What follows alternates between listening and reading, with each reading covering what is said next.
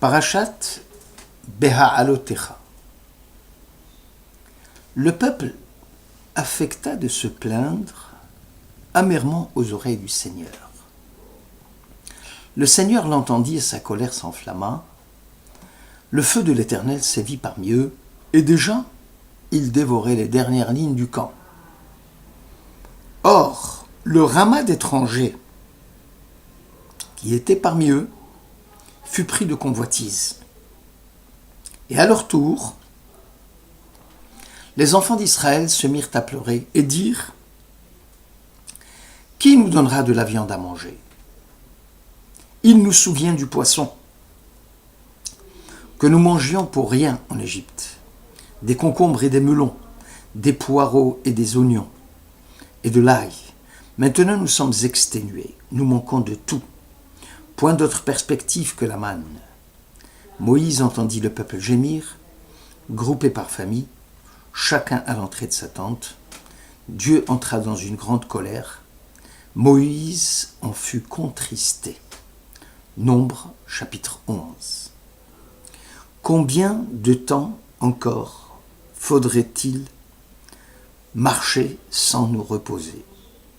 Cela fait déjà 3 jours que nous marchons et nous sommes exténués, alors que l'horizon de la terre promise semble encore bien loin. Telles sont les paroles proférées selon Rachi par ceux qui se sont plaints devant Dieu, les mêmes d'ailleurs qui vont réclamer de la viande à manger. Le Chidouché Harim, concernant la première récrimination, souligne que le peuple feint d'ignorer que Eretz Israël s'acquiert par des épreuves, de même que le mode d'acquisition de la Torah ne peut être obtenu facilement. L'acceptation avec amour de l'épreuve fait partie du test nécessaire en vue du droit à la propriété du sol.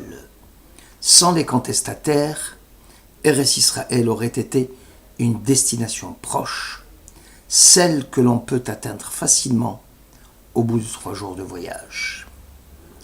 Selon le Ribash, la plainte concerne davantage le refus d'entrer en Eretz Israël, sur la base contestataire qui affirme que l'on manque cruellement de forces militaires et d'armements sophistiqués. Le peuple refuse d'envisager les guerres à venir en vue de la conquête d'Israël, privilégiant ainsi rester le plus longtemps possible dans le désert. Qui sont les contestataires ? Pour certains, il s'agit avant tout de la grande tourbe, ceux qui avaient quitté l'Égypte se joignant ainsi au peuple hébreu. Pour d'autres, la faute incombe en premier chef aux dirigeants hébreux, qui reculèrent devant l'épreuve ultime de la conquête d'Eretz Israël. Concernant les secondes jérémiades, celle relative à la consommation de la bonne chair, ce fut l'occasion, là aussi et le prétexte, pour tous les sceptiques de tous bords de réclamer avec insistance le retour en pays d'Égypte, là où le poisson était bon marché et où les concombres et les oignons se ramassaient à la pelle. Quelle mémoire courte! A-t-on oublié déjà les enfants hébreux enfouis sous les tonnes de béton en Égypte ? Le Baal HaAkeda explique qu'il ne s'agit nullement de consommation de viande, mais de rupture de tout lien avec toute forme d'autorité morale et spirituelle. Nous souhaitons, disent-ils, nous libérer enfin des mitzvot. La sortie d'Égypte fut l'occasion, disent-ils, de notre libération physique, mais aussi l'occasion de notre, entre guillemets, assujettissement aux lois de la Torah. Et l'objet de la contestation est bel et bien de secouer le joug de Dieu et de tourner le dos à ses préceptes. Le Sifri ne comprend pas le fondement de la contestation. N'est-il pas marqué dans Exode 12 qu'à la sortie d'Égypte, une grande quantité de gros et menus bétail accompagner le peuple hébreu. Et si l'on soutient que tous ces troupeaux furent consommés dans le désert, n'est-il pas précisé dans Nombre 32 qu'avant l'arrivée en Eretz Israël, les enfants de Ruben et ceux de Gad possédaient de nombreux troupeaux très considérables. Dès lors, l'origine de la plainte est à chercher ailleurs. C'est un prétexte pour prendre ses distances avec Dieu et ses préceptes. Khatam Sofer précise que si le ramassis d'étrangers qui vivaient parmi les Hébreux fut pris de convoitise, c'est que quelque part les nantis, s'engraissaient de bonne chair, en su de la manne céleste. En fait, même les plus démunis d'entre eux ne manquaient de rien, sauf que la vue de la viande consommée par les possédants devenait, dit le Khatam Sofer, objet de convoitise. Les personnes qui détiennent ces propriétés, qui en sont les seuls maîtres, privaient selon eux les autres de l'usage et du plaisir de la consommation. Cette façon de s'approprier la viande ou la chair, censée être naturelle et universelle, devient en réalité l'exception, puisqu'elle devient l'objet de toutes les convoitises. Baal HaAkeda souligne que la récrimination portait essentiellement sur le caractère fade d'une consommation insipide. Ils furent pris de convoitise, c'est-à-dire ils se plaignirent de manque d'appétit et réclamèrent davantage d'épices pour faire passer la viande. En fait, disait-il, en Égypte au moins, quand on consommait le poisson, ils étaient complets. Il y avait toujours à côté des concombres, des oignons, alors qu'ici dans le désert, il n'y a qu'un seul menu, toujours le même, la manne. Or, tous nos sages sont unanimes pour dire que la manne était délicieuse et avait toutes sortes de goûts. En réalité, la contestation n'était qu'un prétexte en vue de la libération des mœurs. Le fondement des mœurs tel qu'il apparaissait dans les traditions hébraïques ancestrales et se manifestait sous la forme de contraintes psychologiques inconscientes comme l'interdit de l'inceste ou de l'homosexualité, commençait à leur peser. Ils crièrent à la discrimination religieuse qui les privait de mariages incestueux. Le Gaon de Losk montre la dégradation progressive morale et spirituelle du peuple. À l'origine, on réclamait la viande, puis on est passé au poisson, puis on est passé au concombre, pour finir en perversion sexuelle. Ce que le Gaon affirme n'est rien d'autre que la découverte significative de Freud, qui permet une approche plus aisée de la compréhension du mot d'avoir.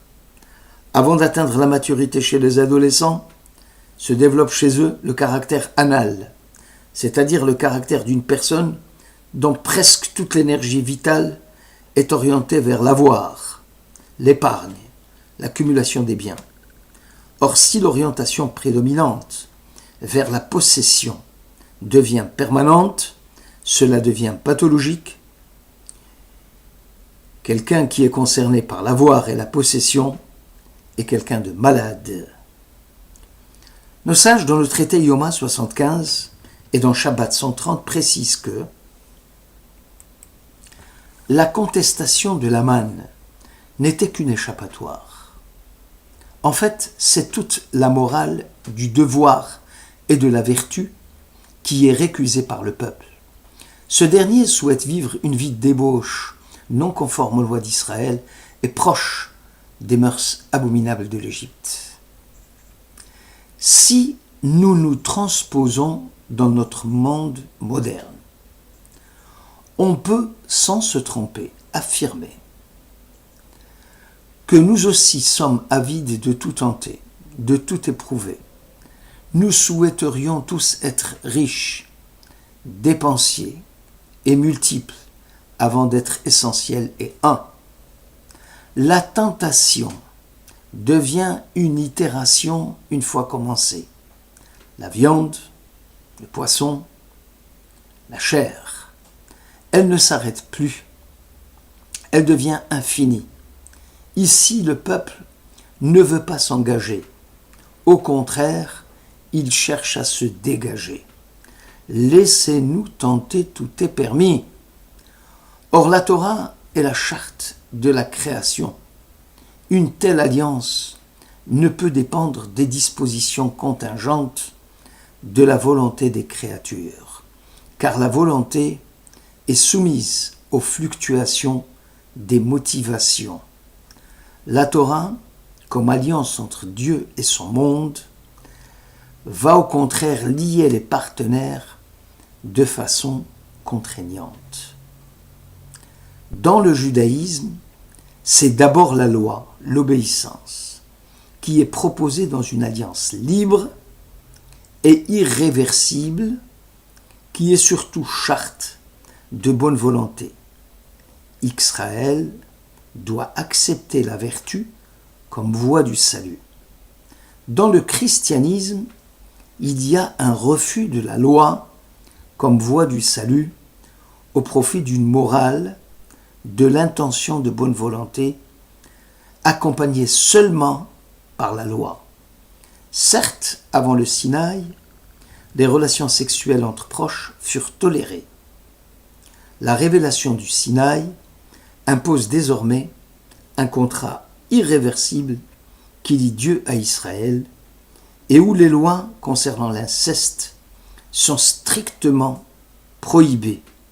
L'intelligibilité ne commence pas par la certitude de soi, à partir de laquelle on peut donner une morale provisoire pour tenter et se laisser tenter par tout. L'intelligibilité du peuple d'Israël est une fidélité au vrai préalable à toute aventure humaine, et la Torah est un ordre d'au-delà de l'être et du choix. Il est difficile à la génération du désert de se reconnaître dans le nouveau mode de vie spirituel. Le peuple ne pouvait intégrer la totalité de la nécessité spirituelle dans l'état où il se trouvait. Ce mode de vie imposé au départ nécessitera un temps de maturation qui durera jusqu'au temps d'Assuérus pour devenir à Pourim un engagement bénéfique accepté à l'origine malgré soi. C'est le même processus que l'on retrouve dans l'éducation individuelle. L'enfant accepte un certain nombre d'actes dont il ne peut encore intégrer tout le bien fondé. Et en même temps, faire rencontrer à l'enfant la partie de lui-même qui, paradoxalement, est impliquée dans ces actes qui lui paraissent étrangers.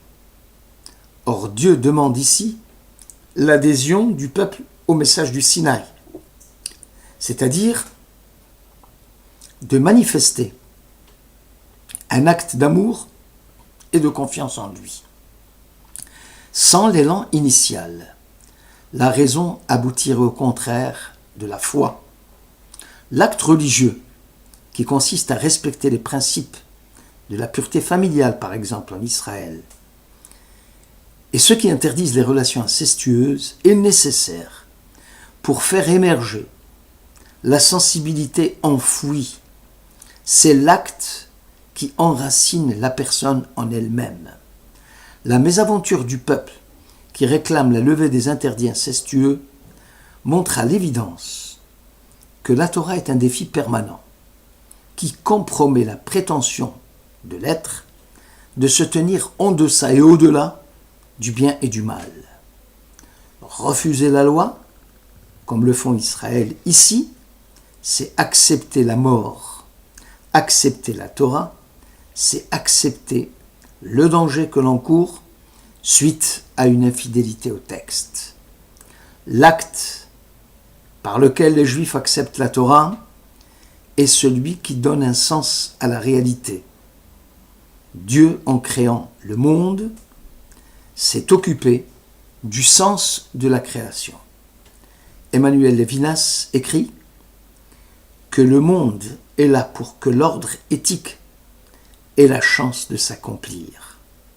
L'acte par lequel Israël accepta la Torah est un acte qui a donné un sens à la réalité. Refuser la Torah dans ce cas-là, c'est ramener l'être au néant. Merci de votre écoute.